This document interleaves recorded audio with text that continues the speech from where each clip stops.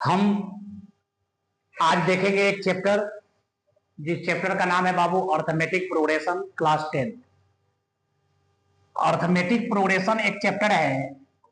इस चैप्टर के बारे में जानेंगे। अर्थमेटिक प्रोग्रेशन, अर्थमेटिक प्रोग्रेशन के बारे में आज हम लोग कॉन्सेप्ट के साथ में लगभग देखा जाए तो एपी का पूरा कॉन्सेप्ट के साथ में सारा क्वेश्चन को हम लोग अभी देखेंगे और ध्यानपूर्वक देखते हैं और कैसे इसको बनाया जाएगा उसकी बात करेंगे। देखो बाबू, अर्थमेटिक प्रोग्रेशन जो होता है, अर्थमेटिक प्रोग्रेशन को हम कोई मैथ के कैटेगरी में रखते ही नहीं है। अर्थमेटिक प्रोग्रेशन एक ऐसा चीज है जिसको हम लोग अपने भाषा में मैजिक कहते हैं। यानी अर्थमेटिक प्रोग्रेशन एक प्रकार का मैजिक है, एक प्रकार का जादू वाला मैथ है। यानी चुटकी बजाइए आंसर लाइए, एकदम आसान वाला चैप्टर है। और ये चैप्टर को इस तरीका से हम लोग को बनाना है ताकि हम लोगों को सारा का सारा जो है क्वेश्चन को सीख ले। तो पहले हम लोग कॉन्सेप्ट की बात करते हैं। सबसे पहली बात, मान के चलो कि हम एक एग्जाम्पल लेते हैं, डायरेक्ट एग्जाम्पल, जैसे 2 है, 5 है, 8 है, 11 हो गया, डॉट डॉट डॉट। मान के चलो कि ये एपी है। अभी तो हम लोग एपी के बारे में जाने नहीं है, लेकिन एपी इसको लेकर चलते हैं। अब देखिए इसमें क्या करना है बाबू, ये जो पहला नंबर देखोगे उसको मानोगे A1, सेकेंड वाला को मानोगे A2, ये वाला को मानना होगा A3, इसको मानना होगा A4, डॉट डॉट डॉट। यानी A1 जो आप देख रहे हो, तो A1 को हम लोग कहते हैं बाबू फर्स्ट टर्म। A1 को फर्स्ट टर्म कहा जाता है। यानी कह सकते हो कि फर्स्ट टर्म हमारा A1 हो जाएगा। और सेकेंड टर्म जो है, सेकेंड टर्म की अगर बात करते हैं तो सेकेंड टर्म हमारा A2 हो जाएगा। समझ रहे आप? आइए 3 देख रहे हो, तो इसको हम लोग कहेंगे बाबू थर्ड टर्म। यानी थर्ड टर्म का वैल्यू कितना हो गया, A3। उसी प्रकार से फोर्थ टर्म की बात करते हैं, तो फोर्थ टर्म जो होगा, फोर्थ टर्म को हम लोग कहेंगे बाबू A4। याद रखोगे। अब इसमें आगे बढ़ते हैं तो याद रखना है, A1 जो देख रहे हो, A1 का फॉर्मूला A होता है और A2 का फॉर्मूला A प्लस जितना यहां पर रहेगा, 2 है तो A वो कम कर दो तो 1D, तो 1 तो लिखा नहीं जाता है। अगर A3 की बात करते हैं तो A प्लस यहां पर 3 है तो A वो कम कर दीजिए तो 2 आ जाएगा, तो 2D। A4 का फॉर्मूला A प्लस 4 है तो A वो कम D यानी 3D। इसी प्रकार से अगर तुमसे कोई पूछेगा कि भैया हमको बताइए 100th टर्म कितना होगा, तो 100 टर्म को तो इंडिकेट में A100 बोलेंगे। A100 का फॉर्मूला कितना होगा, अगर यहाँ 100 है तो हो जाएगा 99D। समझ आ रहा बात? तो ये आपको बेसिक कॉन्सेप्ट है जिसको आपको याद रखना होगा अर्थमेटिक प्रोग्रेशन यानी एपी बनाने से पहले। और देखो, अब जो एपी का फॉर्म होता है, यानी फॉर्म ऑफ एपी, एपी का फॉर्म की बात करते हैं तो याद रखना है कि पहले ए होगा, फिर ए प्लस डी होगा, फिर ए प्लस 2D होगा, फिर होगा ए प्लस 3D होगा, डॉट डॉट डॉट। यानी ये जो आप A1 देख रहे हो, ये आपका फर्स्ट टर्म हो गया, ये second term, third term, fourth term, 5, 6, 7 ऐसे ही करते हुए चला जाएगा। तो ये हो गया एपी का फॉर्म। समझ में आ रहा बात? और सबसे लास्ट में जो होगा वह कहलाएगा एन। एन जो देख रहे हो, एन को हम लोग लास्ट टर्म से इंडिकेट करेंगे। A1 जो है, A1 को लास्ट टर्म कहा जाता है। समझ आ रहा बात? A1 को लास्ट टर्म आप कहिएगा। समझ आ रहा बात? A1 को लास्ट टर्म कह सकते हो। दूसरी बात अगर बात करते हैं बाबू, तो an जो है, an का फॉर्मूला होगा A plus n minus 1 into D. समझ में आ रहा बात? A plus n minus 1 into D an का फॉर्मूला होगा। लेकिन सबसे बड़ा सवाल अभी ये है कि हम लोग अभी तक डी के बारे में नहीं जाने, तो डी क्या होता है?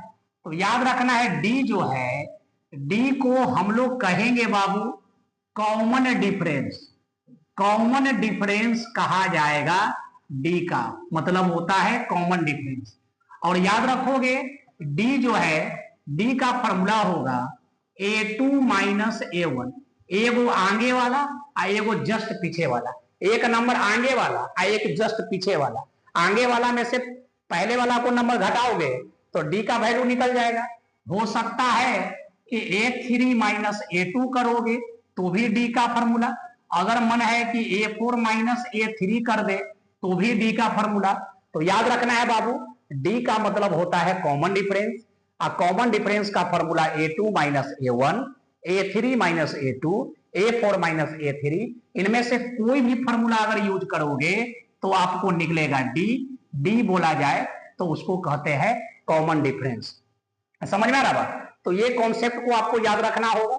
समझ में आ रहा बात? एक एग्जाम्पल दिखाते हैं, एक छोटा सा एग्जाम्पल है, जैसे यही क्वेश्चन को लेकर चलते हैं। मान के चलो कि ये एपी में है कि नहीं है, पहले इसको चेक करेंगे। तो हम लिखेंगे हेंस A1 को ए कहते हैं, और ए का वैल्यू कितना हो गया 2, यानी फर्स्ट टर्म हमारा कितना हो गया 2। ठीक है, उसी तरीका से सेकेंड टर्म हमारा कितना हो गया 5। हम पहले डी निकालेंगे, और डी का फॉर्मूला A2 माइनस A1, ठीक है, या A3 माइनस A2 का वैल्यू देखो कितना है 5, माइनस A1 का वैल्यू कितना है 2, इजकल टू A3 का देखो, A3 का कितना है 8, माइनस A2 का वैल्यू कितना है 5। अब यहां से घटाइए, 5 में से 2 को माइनस करोगे 3, 8 में से 5 घटाओगे 3, दोनों डी का वैल्यू बराबर है। और जब सब जगह पर जितने भी पोजीशन पर अगर डी का वैल्यू इक्वल होगा तो समझेंगे कि ये जो दिया गया है क्वेश्चन, ये आपको आर इन एपी यानी कि एपी में है। ऐसे भी देख सकते हो, 5 में से 3 को माइनस करो, 5 में से 2 माइनस करोगे 3, 8 में से 5 को माइनस करोगे 3, 11 में से 8 को माइनस करोगे 3, तो सब जगह पर इक्वल डिस्टेंस पर चल रहा है। इसका मतलब क्या होगा कि वह आपका एपी होगा। यानी एपी का मतलब ही होता है कि आपको कॉमन डिफरेंस सेम होगा तो आपका एपी होगा। समझ में आ रहा बात? इसलिए अच्छे तरीका से देखो और इसको नेक्स्ट क्वेश्चन को लेकर चलते हैं। जैसे और ये बातों को समझते हैं, जैसे मान के चलो कि क्वेश्चन कैसे पूछेगा, एक एग्जांपल दिखाते हैं। क्वेश्चन पूछ देगा find the 20 term of the APs are 2, 4, 6, 8, 10 ... अब ये क्वेश्चन को अगर हमको निकालना है कौन सा टर्म 20 टर्म, तो देखो सबसे पहली बात लिखोगे बाबू गिवन है। जब सॉल्यूशन करना स्टार्ट करोगे तो गिवन आपको लिखना पड़ेगा। और गिवन में कैसे चलोगे तो ए का वैल्यू कितना हो जाएगा, ये वाला A1 जो होता है उसी को ए बोलते हैं, तो ए का वैल्यू 2। डी निकालेंगे, डी का फॉर्मूला A2 माइनस A1, और A2 आपका कितना है 4, माइनस A1 का वैल्यू कितना है 2, 4 में से 2 माइनस करोगे 2, निकालना कितना है 20 टर्म। तो अकॉर्डिंग टू क्वेश्चन 20 टर्म यानी A20 का फॉर्मूला होगा A प्लस 19D। ए का वैल्यू कितना है बाबू 2 प्लस 19D, डी का वैल्यू कितना हो गया 2 के लिए 2 प्लस 19 2 जा 38 और 2 को ऐड करोगे 40, यही आपका 20 टर्म होगा। ऐसे करके आप कोई भी टर्म को निकाल सकते हो जिसमें आपको ए का वैल्यू और डी का वैल्यू आपको जरूरत है, तो वैल्यू आपका निकल सकता है। समझ में आ रहा बात? नेक्स्ट टाइप का क्वेश्चन देखते हैं। तो नेक्स्ट टाइप का क्वेश्चन इस प्रकार से होगा बाबू, क्वेश्चन पूछेगा, एग्जांपल देखते हैं, बोल देगा कि which term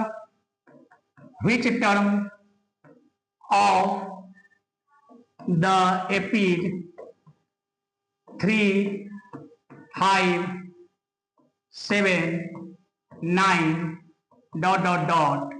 ठीक है, और यहां पर ले लेते हैं हम 49। ठीक है, देखते हैं 49 पर अगर बन जाता है तो अच्छा बात है, अगर नहीं बनेगा तो उसको हम चेंज कर सकते हैं।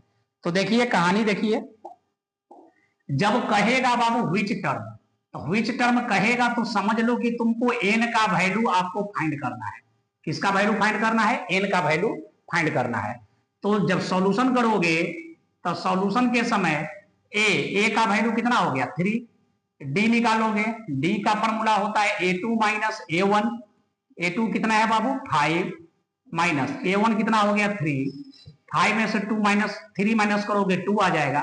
और ये जो नंबर देख रहे हो ये वैल्यू होगा एन का। यही बात याद रखना, ये बहुत अच्छा क्वेश्चन है, बहुत इंपॉर्टेंट क्वेश्चन है। नंबर भले ही चेंज हो सकता है लेकिन कॉन्सेप्ट आपका सेम रहेगा। तो अकॉर्डिंग टू क्वेश्चन लिखोगे एन का फॉर्मूला होता है a plus n minus 1 into d. N का वैल्यू कितना दे रहा है? 49। ठीक है, इजकल टू ए का वैल्यू देख लो, ए का वैल्यू है 3 प्लस एन माइनस 1 और डी का वैल्यू 2। 49 इजकल टू 3 प्लस 2 में एन से मल्टीप्लाई करो 2n माइनस 2। ठीक है, देखो 49 यहां देखो 3 और में से 2 माइनस करोगे 1 और 1 इधर आ जाएगा तो माइनस 1 इजकल टू 2n। 49 में से 1 घटाओगे 48 equal to 2n। Therefore n equal to कितना? 48/2। 2 से कैंसिल करोगे n का वैल्यू आ जाएगा बाबू 24। यही आपका क्या होगा? आंसर होगा। समझ में आ रहा बात? हम उम्मीद करते हैं कि आपको वीडियो समझ में आ रहा होगा।